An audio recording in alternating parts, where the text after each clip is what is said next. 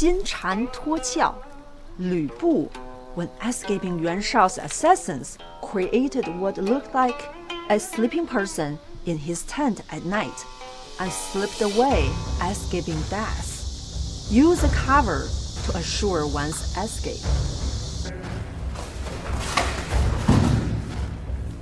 When the famous Ming Dynasty general Wang Yangming was banned to Guizhou province, there were assassins sent after him, and he pretended to have drowned in the river. So he put his clothes at the side and prepared scenery. So they believed he had drowned, and so he could escape. Sometimes when we buy a company, we need to be careful.